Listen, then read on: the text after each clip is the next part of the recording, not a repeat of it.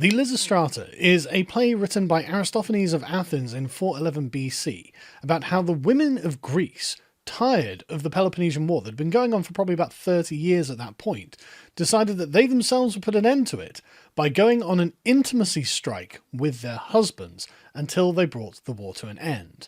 Now, I'm not going to tell you the details of the play because, frankly, it's not safe for work, and I'm trying to be clean on this channel, so I'll let you look up the details of it in your own time. But in the play it works, and eventually the men capitulate, make a peace, and are allowed to return to their wives. In reality, that's not what happened. What actually happened is that Athens was defeated at sea by Sparta, and eventually capitulated and had their walls torn down. But the point of the Lysistrata is to show that there could be some kind of sisterhood that could have political change, and that appears to be what we're dealing with now. Welcome to the 4B movement, which is apparently some kind of left-wing feminist movement in which women decide that they are going to abstain from having sex. Now, TikTok has been absolutely flooded with women, Western American women, who, in the wake of the victory of Donald Trump, have decided they are not going to have sex with men, they are not going to marry men, they are not going to bear children for men, etc., etc. And I find it really fascinating, because what they're threatening to do is essentially act in a conservative manner. Many of them were shaving their heads and saying, right, that's it, I'm swearing off men forever. But others were just posting things like this. All right, 4B movement starting. You know what we're gonna do? We're not gonna dye our hair anymore. We're not gonna do makeup. We're not gonna use filters. We're not gonna go get the skin stuff.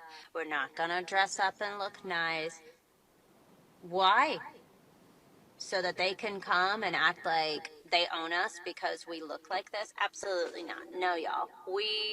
The 4B movement means, like, we gonna be cozy comfy in our own skin. And everyone over here is like, yeah, get strapped, get ready, get prepared. But you know what? It's fine. Let's go. Bring it on. You want to fight? I'm ready to fight. Like, dueling, let's do this, okay?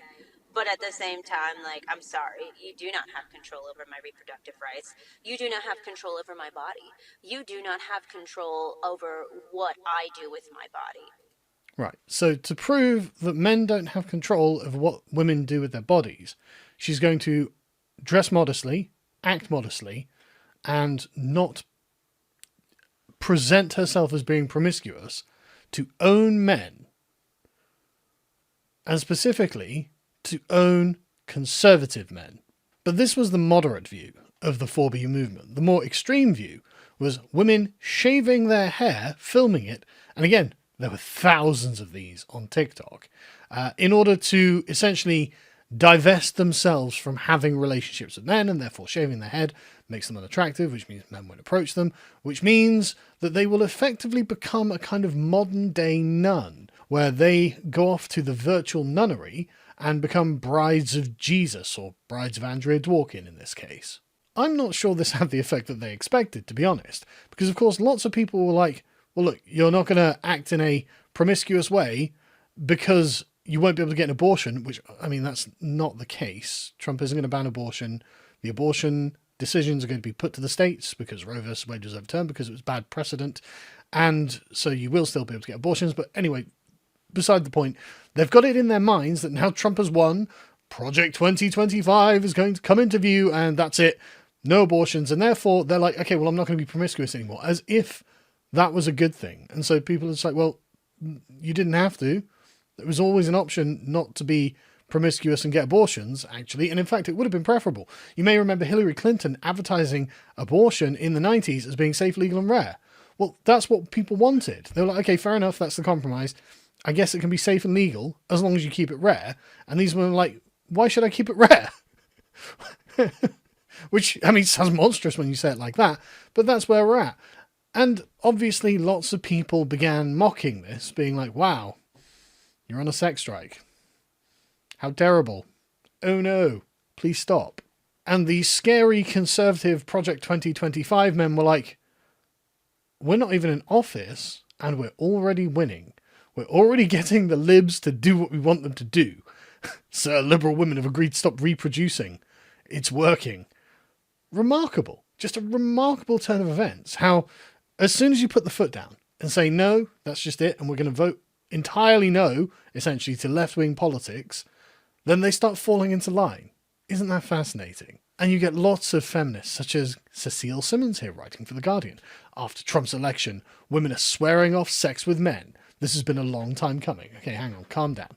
This isn't actually the Lysistrata reborn, or brought to life, thousands of years later. I mean, you say it's a long time coming. Yeah, 2,500 years, actually.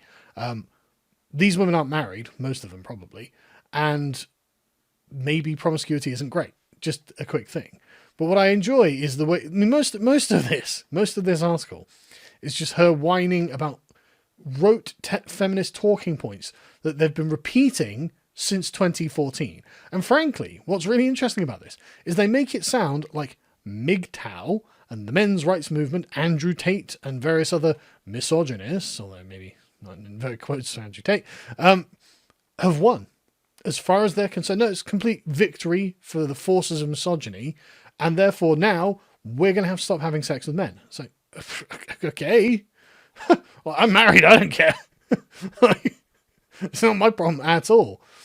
And she says, moving away from men might be a needed defense mechanism for women. I mean, this is why, through the Middle Ages, you had nunneries, you had convents, where there were women who didn't want to be engaged in relationships with men, and they would withdraw into religion.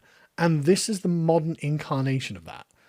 And it happens to be part of the giant salt harvesting mission from the 2024 elections that we've been engaging in. In fact, if you'd like to engage in more of it, come over to lotus.com, go and watch our latest Lads Hour, which is about the total Trump victory, where everyone's getting put into the crystals because, I realise it's lowbrow. Normally we do really highbrow work over at Lotus Eaters, but come on, give us a break. This is A, Lads Hour is like the View for Men, so we just have fun on it. And B, there was just so much salt. We couldn't not bring in the bountiful harvest. But I thought, okay, so this 4B movement, very interesting, very hilarious, great fun. But where's it from? And it turns out it's South Korean in origin. Now, I don't know much about South Korean politics, but what I do know is that it's completely racked by what are essentially Western culture war problems.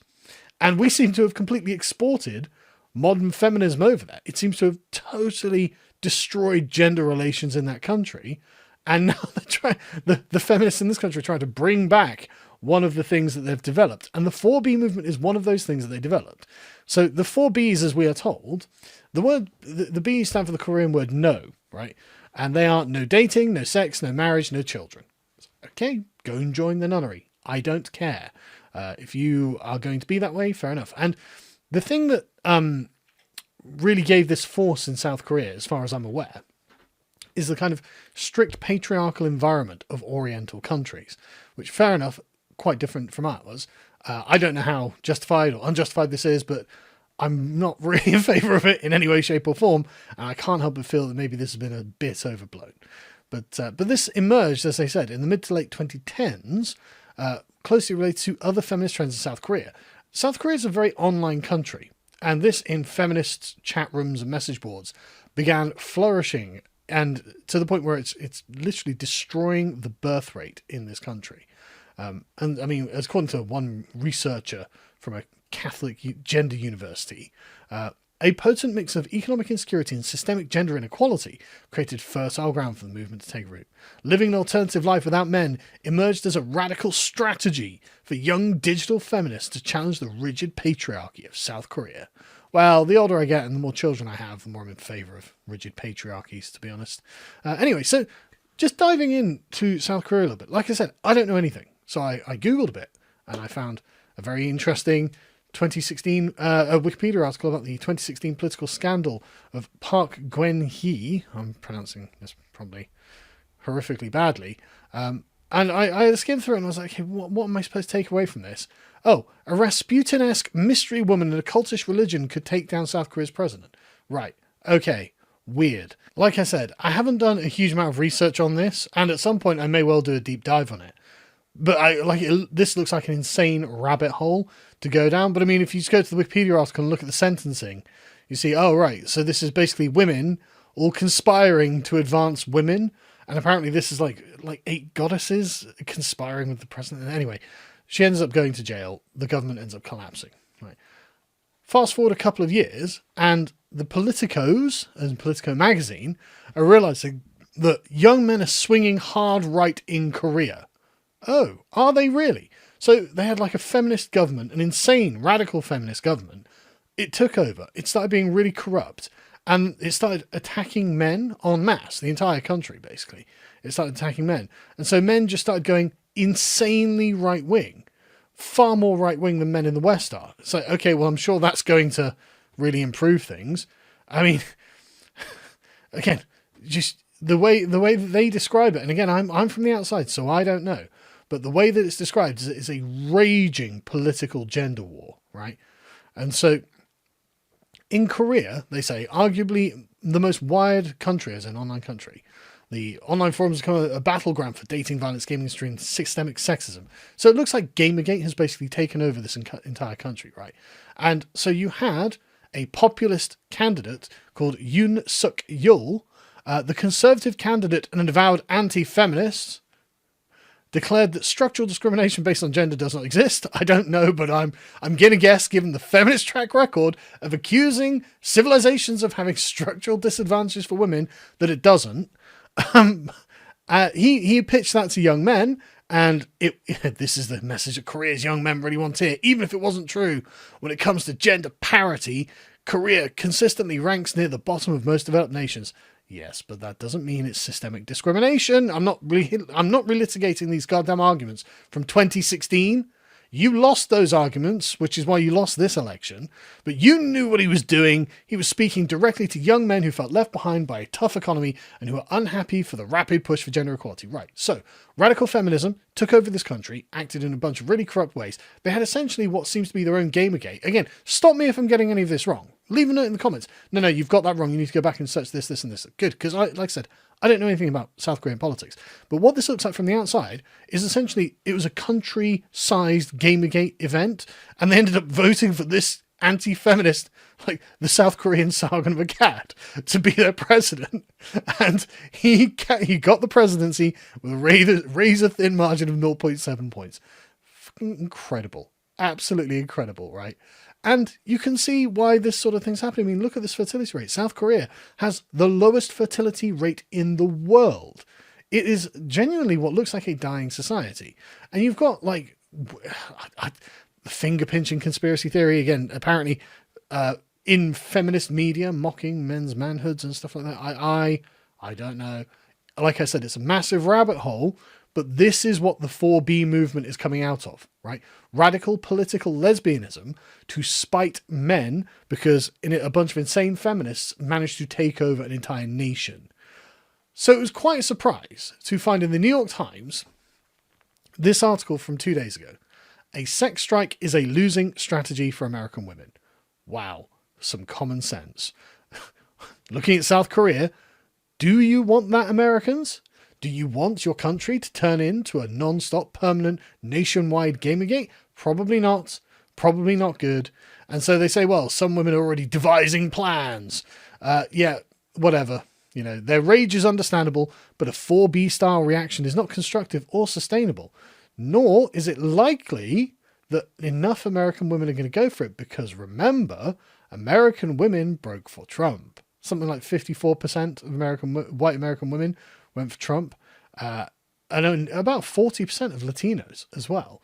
So lots and lots and lots of women in America went for Trump, and they started making Trump cool and hip and normal, because really he does. Trump represents American normalcy, hence the picture of him at McDonald's, hence the picture of him in the garbage truck, hence him just being him. He was a fixture of pop culture.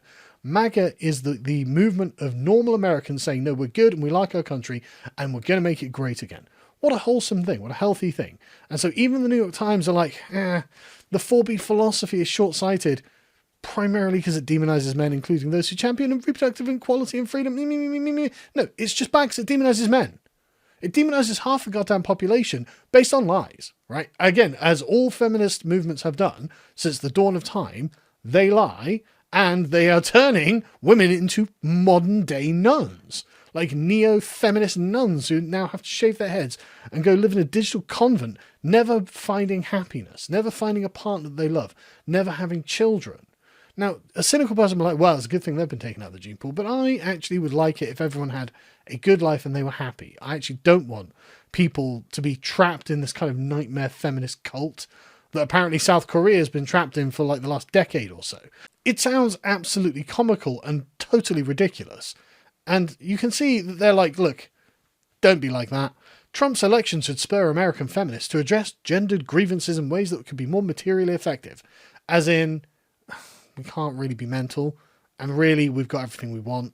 We want everything apart from, in about half the states in America, we can't just arbitrarily kill our babies if we get pregnant. So maybe we should just be a bit more conservative, and that might work.